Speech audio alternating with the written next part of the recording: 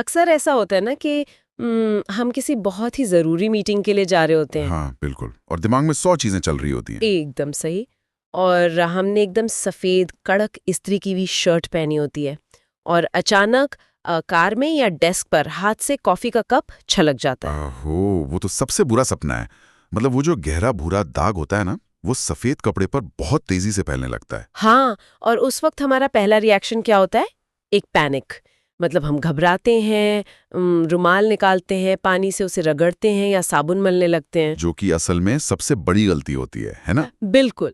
सच कहूं तो अक्सर वो दाग साफ होने के बजाय और ज्यादा फैल जाता है। वो कपड़े के रेशों में और गहराई तक बैठ जाता है। एकदम सही कहा आपने।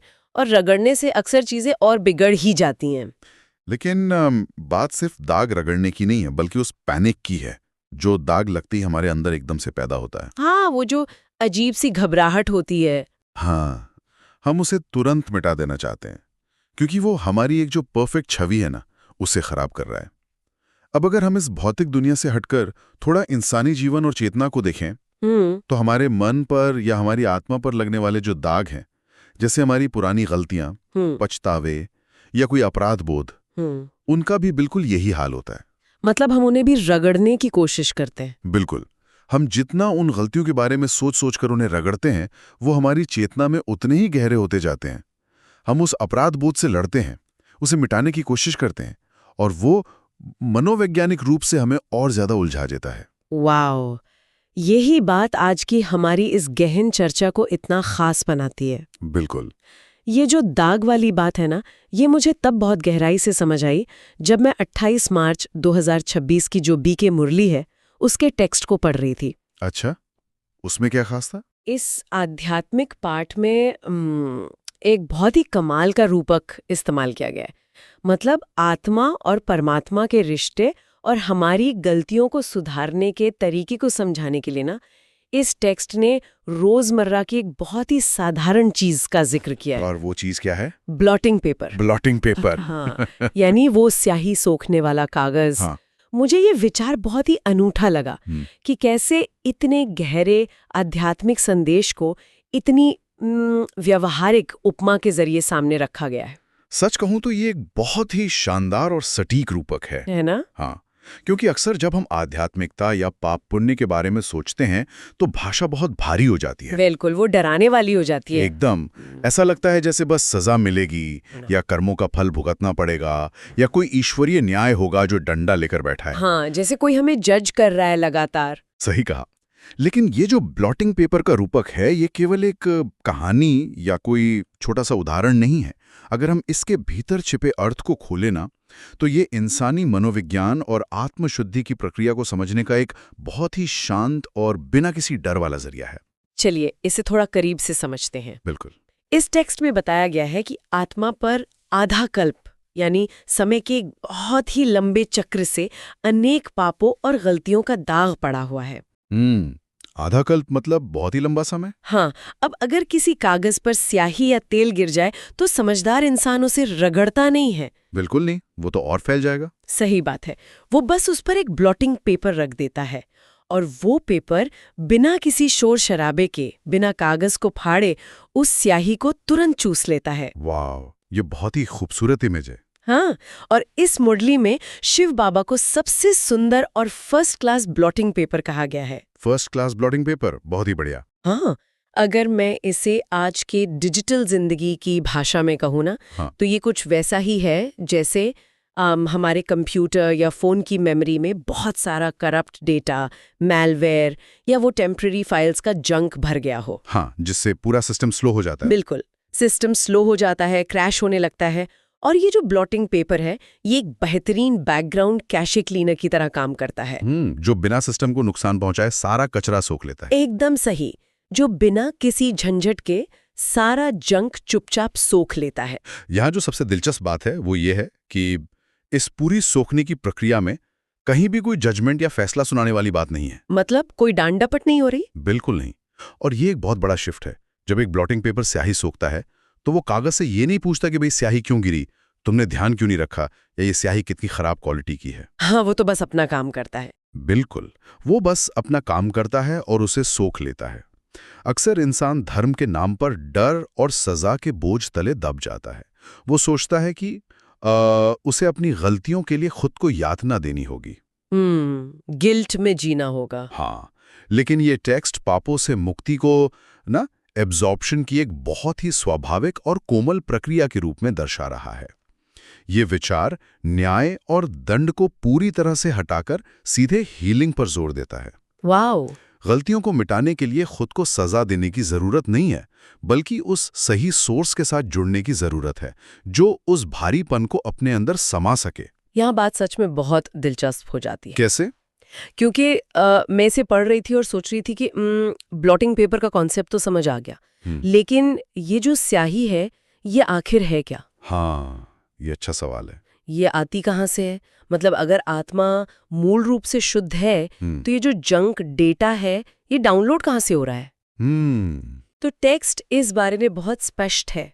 इसमें देह अभिमान को सबसे बड़ा पाप और खराबी बताया गया है। देह अभिमान मतलब बॉडी कॉन्शियसनेस? हाँ, इसका मतलब है बार बार खुद को सिर्फ एक शरीर मानना और उस शरीर से जुड़े नाम रूप और रिश्तों के जाल में फंस जाना। ये तो बहुत ही गहरी बात है। बिल्कुल। टेक्स्ट याद दिलाता है कि शरीर तो सिर्फ एक लिबास है, एक जरिया है। शरीर में पाप या पुण्य नहीं होता। सही बात है। जब शरीर को चोट लगती है तो असल में दर्द आत्मा महसूस करती है। और असली रूप क्या है? आत्मा और परमात्मा दोनों का ही रूप एक छोटी सी बिंदी बताया गया है। बिंदी मतलब एक चमकता हुआ बिंदु, पॉइंट ऑफ लाइट? हाँ, पॉइंट ऑफ लाइट। लेकिन सोचिए ना, हम इस भौतिक दुनिया में जी रहे हैं। यहाँ EMI भरनी है, करियर बनाना है, समाज में एक रुतबा है। बिल्कुल, रोजमर्रा के इतने झमेले हैं। ऐसे में इस पूरी भौतिक सच्चाई को भूलकर खुद को सिर्फ एक चमकती बिंदी मानना मुश्किल है। क्या ये प्रैक्टिकल है? मतलब ये तो इंसान के बुनियादी स्वभाव और सर्वाइवल इंस्टिंक्ट के ही खिलाफ जाने जैसा लगता है। मैं समझता हूँ आप क्या कह रही हैं, लेकिन अगर हम इसे थोड़े बड़े नजरिए से जोड़कर देखें तो बताइए। तो ये जो देह अभिमान है ना, यही असल में हमारी सारी मनोवैज्ञानिक और भावनात्मक समस्याओं का ऑपरेटिंग सिस्टम बन चुका है। अच्छा। जिसे टेक्स्ट में तमो प्रधान अवस्था कहा गया, वो असल में वो मेंटल स्टेट है जहां इंसान पूरी तरह से भौतिक सुखों, दुखों और अपनी झूठी पहचान की उलझन में फंस जाता है। झूठी पहचान मतलब वो जो लेबल्स हमने खुद पर लगा लिए हैं। बिल्कुल। जब कोई खुद को अपनी देह, अपने पद या अपनी संपत्ति तक सीमित मान लेता है ना, तो उसका अहंकार बहुत बड़ा तो हो जाता है, लेकिन अंदर से वो बेहद नाजुक रहता है। हाँ, मतलब जरा सी बात पे टूट सकता है एकदम। फिर होता क्या है, किसी ने जरा सा कुछ कह दिया, ईगो हट हो गया, कोई भौतिक चीज छिन गई, ऐसा लगता है जैसे अस्तित्व ही खत्म हो गया। हाँ, वो एक खालीपन सा आ जाता। और ये जो हर छोटी बात पे चोट लगती है ना, वही असल में दाग या स्याही है। और जो आपने बात उठाई कि खुद को बिंदी मानना अव्यवहारिक लगता है, वो इसलिए है क्योंकि हम पहचान के मोहताज हो चुके हैं। तो मतलब हम जानबूझकर उस मैलवेयर वाली साइट्स पर क्लिक कर रहे हैं क्योंकि हमें लगता है कि वही हमारी असली दुनिया है। बिल्कुल, आपने बहुत सही पकड़ा। बिंदी का विचार कोई जादुई ट्रिक नहीं है। ये हमारी चेतना को ना भौतिक अस्तित्व से परे एक शुद्ध ऊर्जा के रूप में देखने का एक बहुत ही गहरा कॉग्निटिव अभ्यास है।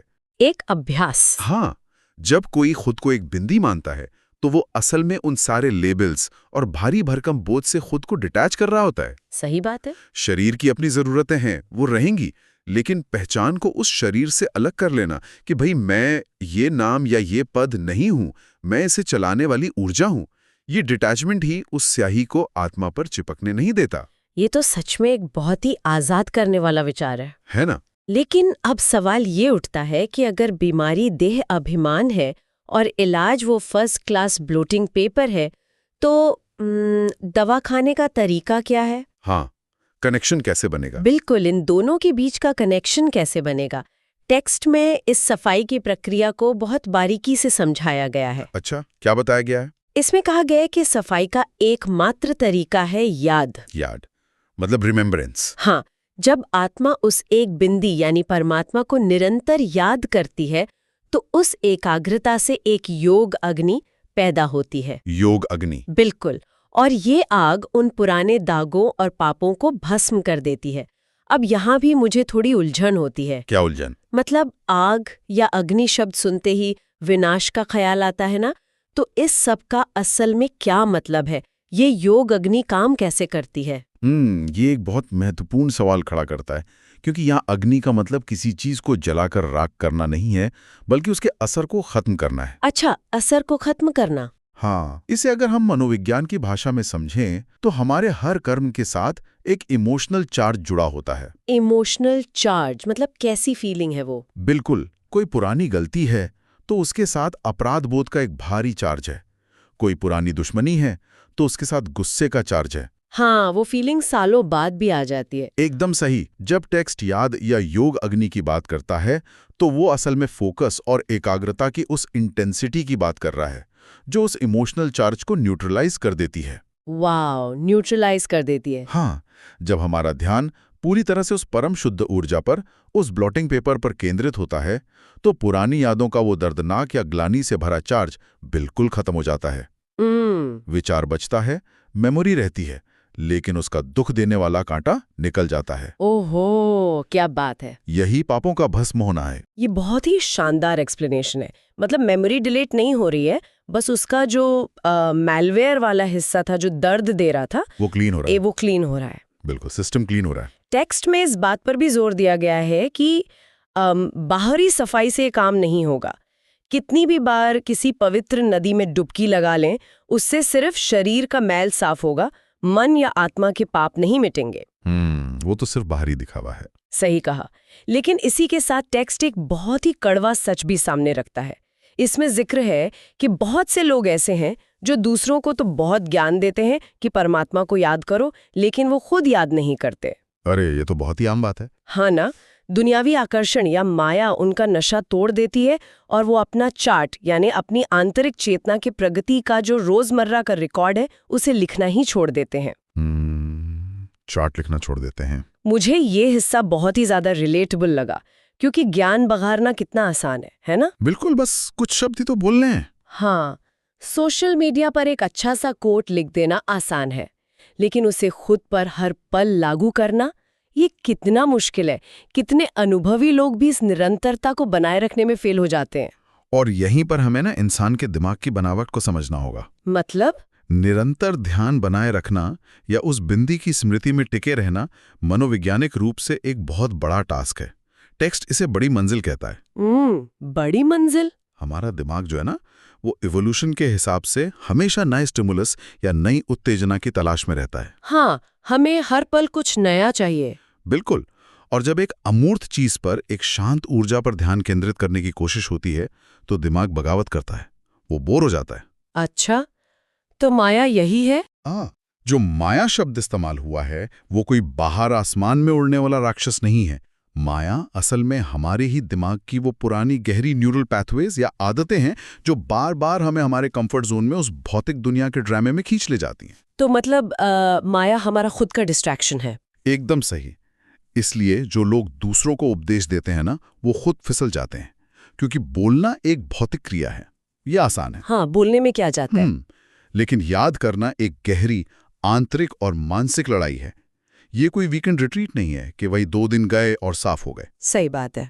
चार्ट लिखने का मतलब ही यही है कि ये अपनी बनाई हुई आदतों की जेल से बाहर निकलने की रोजमर्रा की हर पल की एक प्रक्रिया है। बिल्कुल, ये कोई स्प्रिंट नहीं है, ये जिंदगी भर की मैराथन है। बिल्कुल सही। अब मान लेते हैं कि कोई इस प्रक्रिया से गुजर रहा है, उसकी आंतरिक सफाई चल रही है, लेकिन इस आंतरिक सफाई का बाहर की दुनिया पर क्या असर होता है? ये बहुत अहम सवाल है ना? एक साफ आत्मा असल जिंदगी में अपने परिवार के साथ ऑफिस में कैसा व्यवहार करती है? टेक्स्ट में इसके लिए बहुत ही स्पष्ट और व्यवहारिक निर्देश दिए गए हैं। अच्छा, क्या कहा गया है? मनसा वाचा कर्मणा, यानी विचार, शब्द और कर्म, इन तीनों स्तरों पर बदलाव की बात कही गई है। मनसा वाचा कर्मणा। हाँ, एक बहुत ही मशहूर उदाहरण है, बुरा मत देखो, बुरा मत सुनो, बुरा मत बोलो। हाँ, वो गांधी जी के 3 बंदर। बिल्कुल, हम अक्सर इसे 3 बंदरों की मूर्तियों के रूप में देखते हैं, लेकिन टेक्स्ट में एक बड़ी दिलचस्प बात कही गई है कि ये नियम बंदरों के लिए नहीं है, ये तो मनुष्यों के लिए है। हाँ, क्योंकि बंदर तो अपने इंस्टिंक्ट पर चलते हैं ना, उनके पास चॉइस नहीं है। मनुष्य के पास चॉइस है, कॉन्शियसनेस है। सही कहा। मुझे ये बंदरों वाला उदाहरण पढ़ते ही लगा कि हम अक्सर उन मूर्तियों को देखकर सोचते हैं कि ये तो बहुत ही क्यूट सी बात है। हाँ, सजावट के लिए रख लेते हैं। हाँ, लेकिन जरा एक दिन सिर्फ 24 घंटे असल जिंदगी में बिना किसी की बुराई सुने, बिना ऑफिस में किसी की गॉसिप किए, बिना किसी को ताना मारे या बिना कोई कड़वा शब्द कहे गुजार कर देखना चाहिए। उफ, ये तो लगभग नामुमकिन सा लगता है आज के समय में। है ना? ये कितना मुश्किल है। टेक्स्ट गहराई में जाकर कहता है कि किसी को भी दुख नहीं देना है। अगर वाचा यानी कड़वे बोल से किसी को दुख पहुंचाया और वो इंसान उस दुख के साथ ही जिया या मरा, तो वो सीधा सीधा एक पाप है। बाप रे। ये सुनकर एहसास होता है कि हमारे शब्दों का वजन कितना ज्यादा है। ये बहुत ही महत्वपूर्ण बिंदु है। अक्सर आध्यात्मिकता को ना सिर्फ एक कमरे में बैठकर आंखें बंद करके ध्यान लगाने तक सीमित मान लिया जाता है। हाँ, कि बस अपनी शांति ढूंढ लो। बिल्कुल। लेकिन ये टेक्स्ट स्पष्ट कर रहा है कि सच्चा ज्ञान सिर्फ आइसोलेशन में नहीं जिया जा सकता। इसका असली टेस्ट तो समाज के बीच होता है। सही बात है, लोगों के साथ रहकर। अगर कोई इंसान घंटों ध्यान करता है लेकिन बाहर आकर उसके शब्द दूसरों को भीतर तक चुभ रहे हैं, तो वो सारी योग अग्नि बेमानी है, एकदम बेकार है। विज्ञान और मनोविज्ञान भी अब ये मानते हैं कि हमारे शब्द दूसरों के न्यूरोलॉजिकल सिस्टम पर सीधा असर डालते हैं। एक कड़वा शब्द, एक ताना किसी इंसान को सालों तक ट्रॉमा में धकेल सकता है। सच में। और शायद इसीलिए टेक्स्ट एक बहुत ही खूबसूरत कॉन्सेप्ट पेश करता है, महादान का। महादान? हाँ, महादान सुनते ही ऐसा लगता है जैसे कोई बहुत सारा पैसा, जमीन या राशन दान करने की बात हो रही है ना? बिल्कुल, सबसे पहले यही दिमाग में आता है। लेकिन यहाँ महादान की परिभाषा ही बदल दी गई है।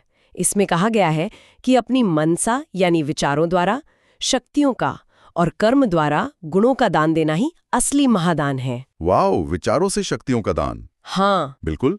और इसे व्यवहारिक रूप में देखें तो इसका मतलब है कि जब कोई व्यक्ति किसी कमरे में जाए ना, तो उसकी ऊर्जा से, उसके शांत व्यवहार से वहां मौजूद लोगों को एक सपोर्ट महसूस हो, एक पॉजिटिव वाइब आए। हाँ, वो दूसरों के लिए एक सहारा बने।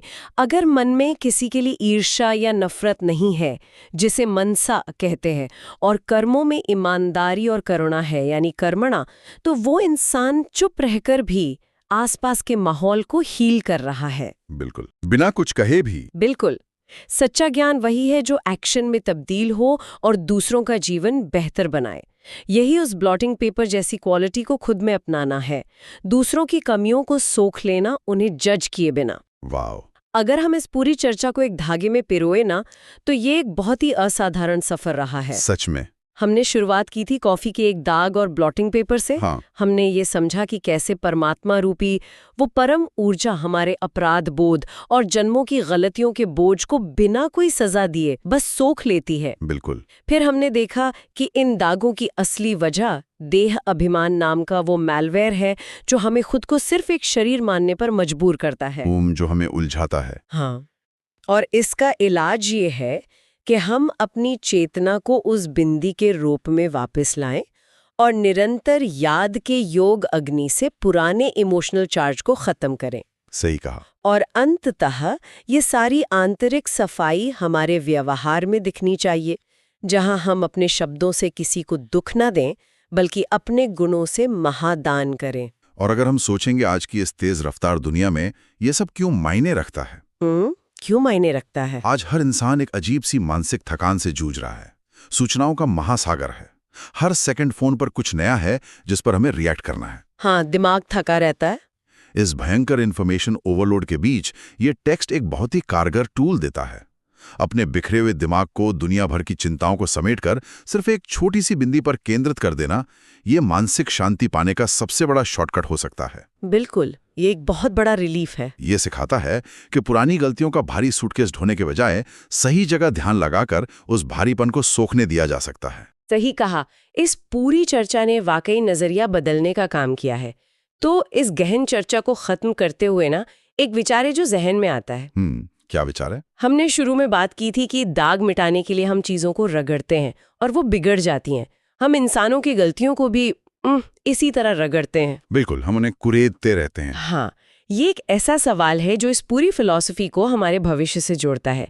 जरा विचार कीजिए, अगर कल सुबह उठकर हम अपने आसपास के लोगों को, ऑफिस के साथियों को या परिवार वालों को उनके भौतिक रूप, उनकी पुरानी गलतियों या उनके पद के नजरिए से देखने के बजाय उन्हें सिर्फ एक छोटी सी चमकती हुई लेकिन इस मुश्किल दुनिया में सर्वाइव करने के लिए संघर्ष करती हुई बिंदी के रूप में देखना शुरू कर दें, तो क्या होगा? वाह, क्या इससे हमारी इंसानी महत्वाकांक्षाएं और आपसी रिश्ते खत्म हो जाएंगे, या फिर पहली बार हमें ये समझ आएगा कि सच्ची इंसानियत दरअसल क्या होती है? बहुत गहरा सवाल है। क्या दूसरों की गलतियों को रगड़ रगड़ कर बड़ा करने के बजाय हम खुद एक दूसरे के लिए वो ब्लॉटिंग पेपर नहीं बन जाएंगे? ये एक ऐसा विचार है जिसे हम सब अपने साथ लेकर चल सकते हैं।